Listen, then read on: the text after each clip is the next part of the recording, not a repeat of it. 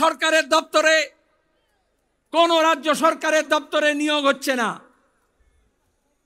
নতুন কলকারখানা হচ্ছে না।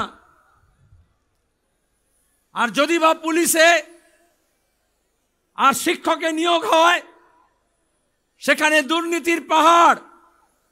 সুপ্রিম কোর্ট পর্যন্ত আমাদের রাজ্যের মুখ্যমন্ত্রীর নাকে ঝামা ঘষে দিয়েছে। গত 2 বছর ধরে, 3 বছর ধরে তিনি যে ন্যাকামি করছিলেন, আজকে মানুষ বুঝতে পারছে।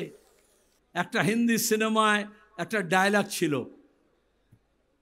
নায়ক বলছে হাম তুমকো পানি মে ডুবো কে মার দেंगे, ভিলেন বলছে হাম তুমকো পানি পিলা পিলা কে মার দেंगे।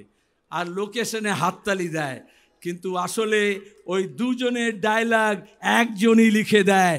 ওইভাবে বিজেপি আর তৃণমূলের যে নেতারা একে অপরকে বিরুদ্ধে প্রতিদিন গালাগাল দিচ্ছে, প্রতিদিন নাটক করছে, আসলে ওদের স্ক্রিপ্টটা একজনই লিখে দিয়েছে। তার নাম হচ্ছে আরএসএস এর মোহন ভাগবত। যারা আমাদের ঘর ছাড়া করছে, আন্দোলনকারীদের ছাড়া করছে, আমরা শপথ নিচ্ছি তাদেরকে আমরা রাজ্য ছাড়া করে ছাড়ব। দয়ায় আর দোয়ায় সেই আরএসএস আমাদের রাজ্যে ঘর বাঁধছে আর মানুষের ঘর ভাঙছে। এ রাজ্যে যারা দাঙ্গা করতে আসবে তার মাথা ভেঙে গুড়িয়ে দেওয়া হবে। নেমে খেলতে হয়, আমাদের সবাইকে একটু নেমে খেলতে হবে। কি রাজি তো?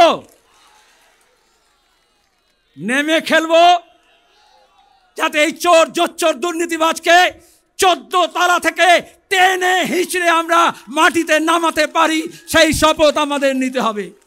ইউনূস আর মোদির মধ্যে বৈঠক হলো, আর এখানে সব লেজ তুলে যে হনুমানের দল লাফাচ্ছিল, এখন 2 পায়ের পেছনে লেজ গুটিয়ে দিয়ে এখন কি বলছে? এখন মুর্শিদাবাদ দেখাচ্ছে।